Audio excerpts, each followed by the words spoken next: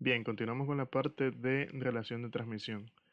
Antes de pasar a lo que viene siendo el ejercicio propuesto de esta clase, me gustaría primeramente explicar esta imagen que tenemos acá. Y es de que ya no vamos a estar trabajando únicamente con un solo juego de engranaje, que sea un piñón y una corona.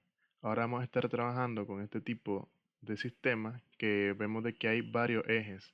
O en el futuro ya donde se miran árboles de transmisión y sistemas un poquito más complejos.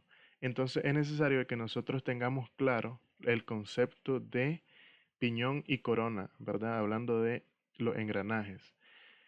Esto lo considero importante aclarar debido a que algunas personas tienden a confundir que el piñón está relacionado al engranaje pequeño y la corona es el engranaje más grande.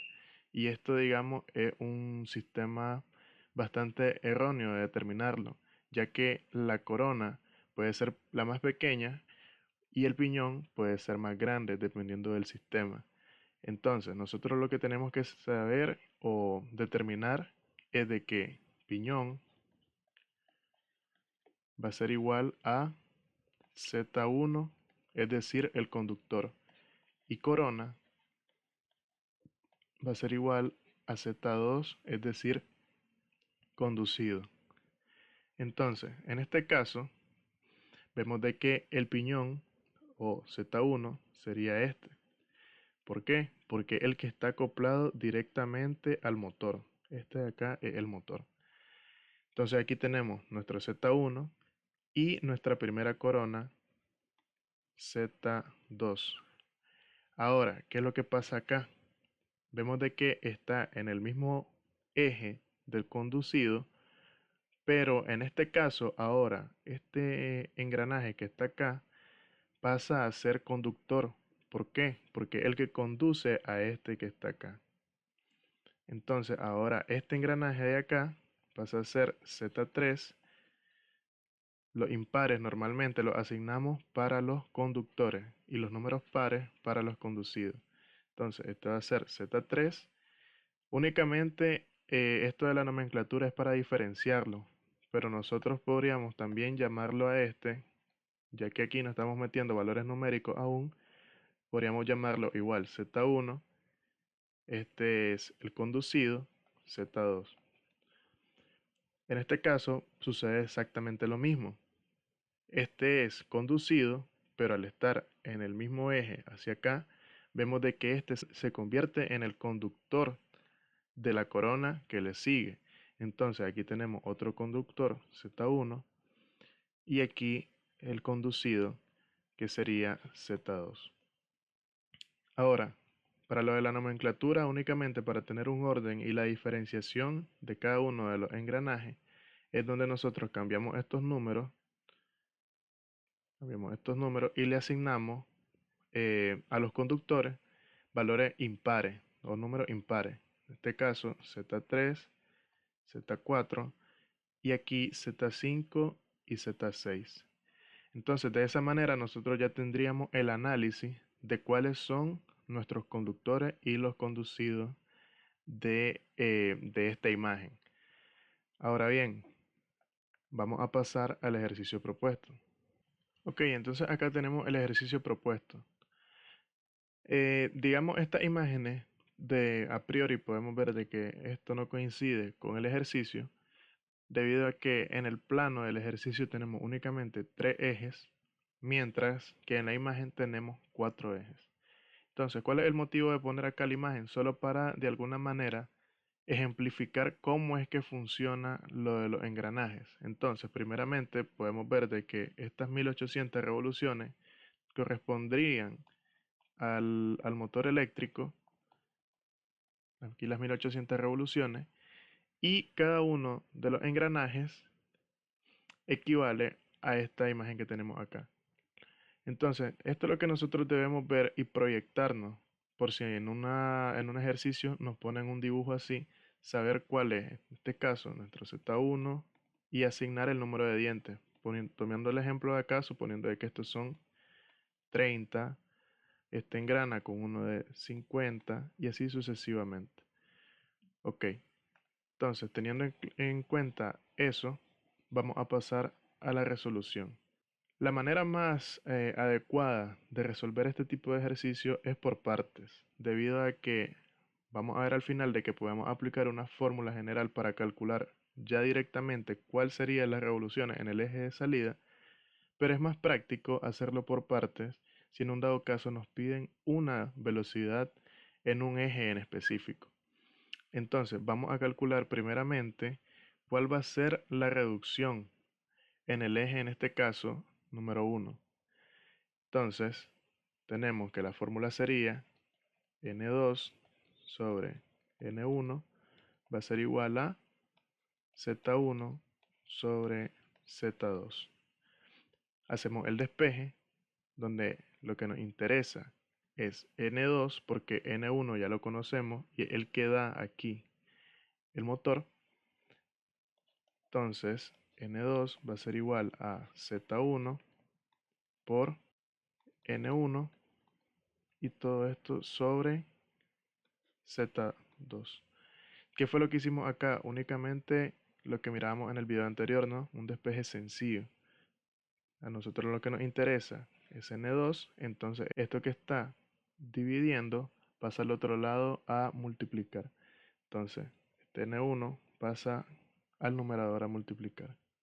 Eso fue únicamente un despeje sencillo, ya lo mirábamos en el video anterior, así que es únicamente eso. Ahora le asignamos valores. N2 va a ser igual a Z1, que equivale a, según el dibujo, 30 por N1, que vale 1800.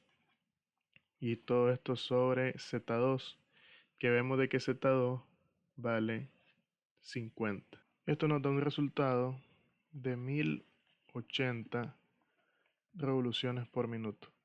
Entonces podemos ver de que en el eje número 2, en N2, tenemos 1080 revoluciones por minuto.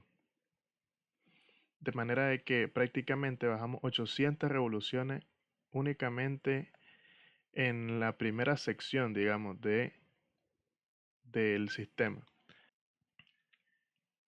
La manera más práctica para determinar si tenemos un reductor, un multiplicador o un valor unitario en el sistema sería ver qué es lo que tenemos engranando. En este caso, la manera más fácil es, si nuestro Z1 es menor que Z2, podemos nosotros asegurar de que aquí tenemos un reductor.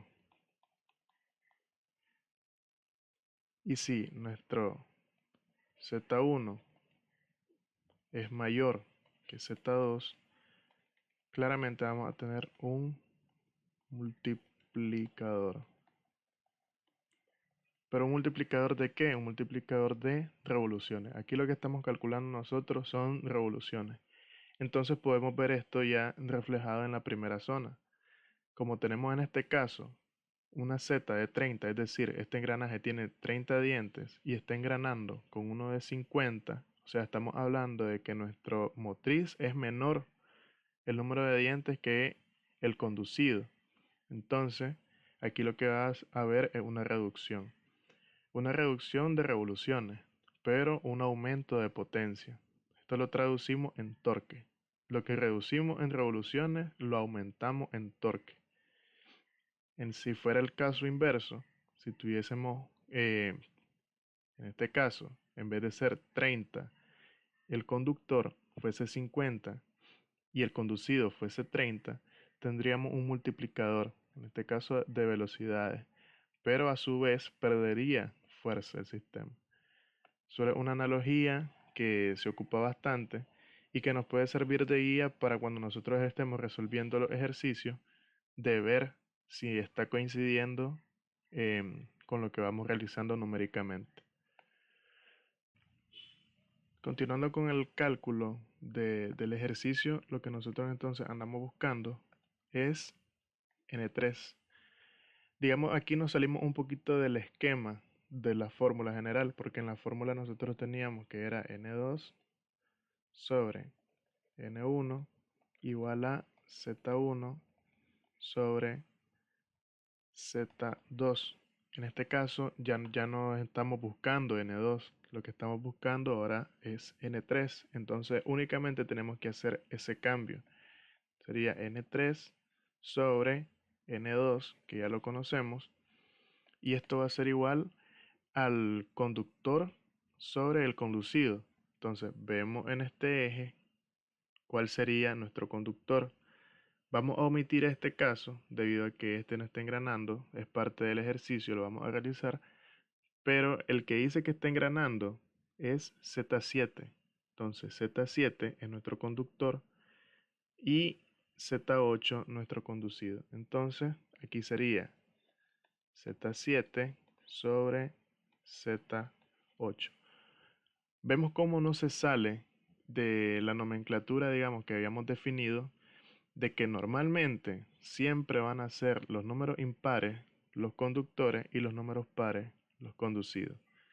Entonces aquí realizamos el despeje, donde N3 va a ser igual a N2 que está dividiendo, pasa al otro lado a multiplicar, sería entonces Z7 por N2 sobre Z8.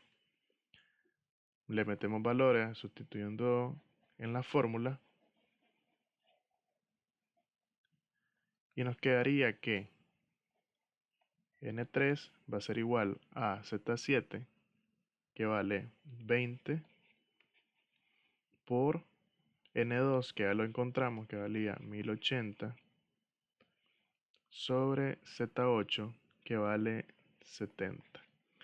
Estamos hablando aquí, ¿verdad? No lo escribo, tal vez porque se sobreentiende, pero aquí estamos hablando de dientes, 20 dientes, 70 dientes. Entonces realizamos el cálculo, sería 20 por 1080 sobre 70. Y vemos de que aquí también nos va a dar un resultado de 308.57 revoluciones por minuto. Entonces, en el eje número 3, vamos a tener unas revoluciones de, redondeándolo, 309 revoluciones por minuto.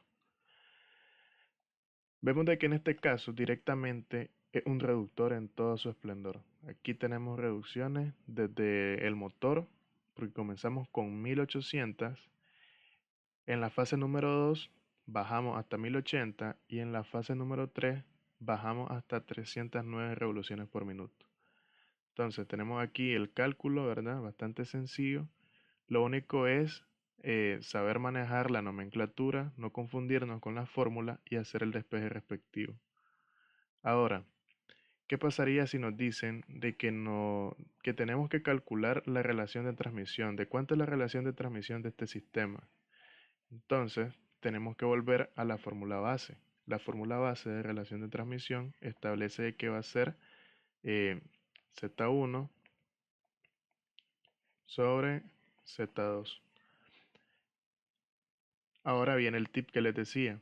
Para encontrar la relación de transmisión de todo el sistema, tenemos que meterlo en engranajes de todo el sistema, donde podemos decir de que esta fórmula también va a ser igual a conductores sobre conducidos. Y entonces aquí es donde nosotros podemos sustituir y ahora en la fórmula decimos de que la relación de transmisión va a ser igual a Z1 sobre Z2, que sería en este caso lo primero, Z1 equivale a 30, que es el primer conductor, sobre Z2, que equivale a 50. Aquí por Z7, que vale 20, y Z8, que vale 70. Entonces nuestra relación de transmisión va a ser igual a 0.1714. Como aquí tenemos número de dientes y aquí número de dientes, digamos, se simplifican y este valor es adimensional, es decir, no tiene unidad de medida. Entonces, quiere decir de que en todo el sistema estamos reduciendo hasta 0.17. Ahora, para calcular el número de revoluciones del todo el sistema como tal, sin tener que hacerlo eje por eje, podemos hacer exactamente lo mismo. Podemos decir de que n de salida, es decir, ya las revoluciones en la salida de todo sistema o caja de engranaje va a ser igual a número de revoluciones del motor por Z conductora entre Z conducida. Entonces ahora vamos a verificar con esta fórmula si este cálculo que nos dio acá es correcto.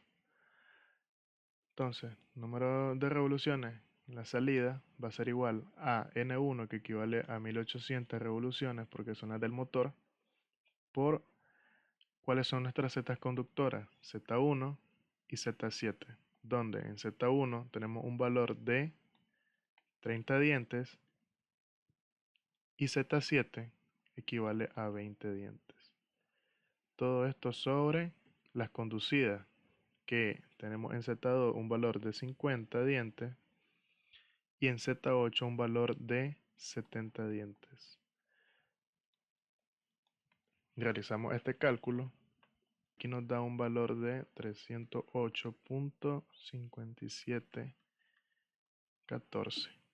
Es decir, más o menos los 309 que redondeamos acá en este caso.